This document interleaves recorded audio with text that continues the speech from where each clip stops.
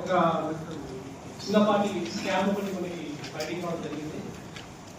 Government programmes Kalyana Lakshmi, Shaadi Mubarak ఈ programmes ద్వారా government అందజేస్తున్న benefits ని కొంతమంది ఫోర్జరీ తోటి ఇల్లీగల్ గా గెయిన్ చేస్తున్నట్టు ఆ ఇన్ఫర్మేషన్ మీద తీయలాగితే సుమారు ఇప్పటి వరకు 52 ఇటువంటి అప్లికేషన్స్ వాళ్ళు ఫోర్జరీ సంతకాలతోటి ఫేక్ స్టాంపులతోటి వాళ్ళు ఫార్వర్డ్ చేసినట్టుగా మనకు తెలుస్తా ఉంది.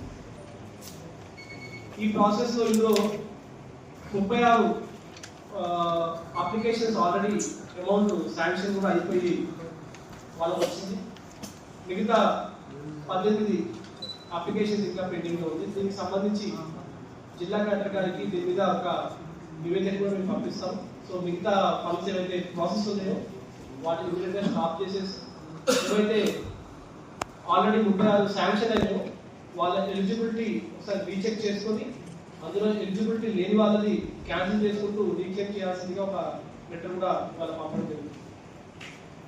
వివరాల్లోకి వెళ్తే ఇందులో 3 మెయిన్ పర్సన్స్ ఉన్నారు. అందులో బోయింగ్ ప్రసాద్ ఇతను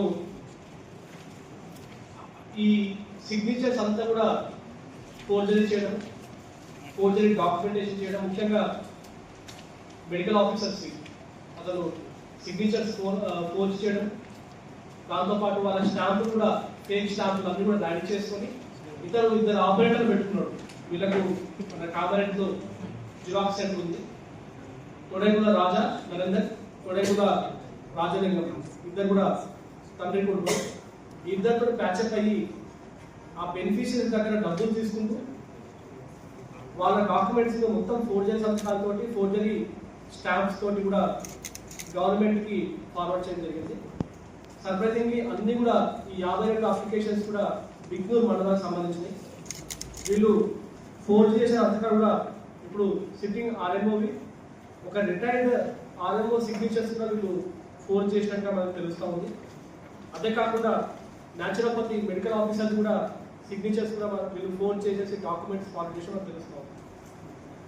వీళ్ళ మధ్య నుంచి మనము కంప్యూటర్, ఆ ఫోర్జరీ డాక్యుమెంట్స్ క్రియేట్ చేయడానికి monitor and keyboard, mouse, mobile phones, నకిలీ రబ్బర్ స్టాంపులు, ముద్రలు, స్టాంప్ ప్యాడ్స్ అండ్ నకిలీ సంతకాల కోసం యూజ్ చేసిన పెన్నులు, మిగతా ఎక్విప్మెంట్స్ అన్ని కూడా ఫోర్జ్ చేయడం జరిగింది.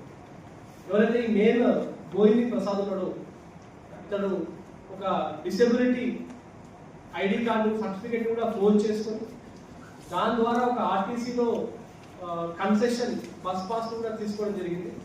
అదే కాకుండా ఇతను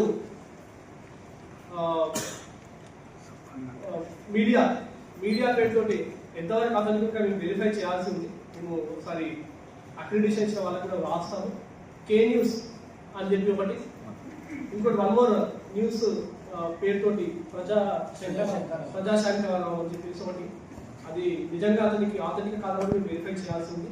ఇవన్నీ కార్డు పెట్టుకొని ఇతను ఒక రకమైన బ్లాక్మెయిలింగ్, దాంతోపాటు ఈ ఫోర్జరీ యాక్టివిటీస్లో కూడా అతను పార్టిసిపేట్ చేస్తూ ఉన్నారు.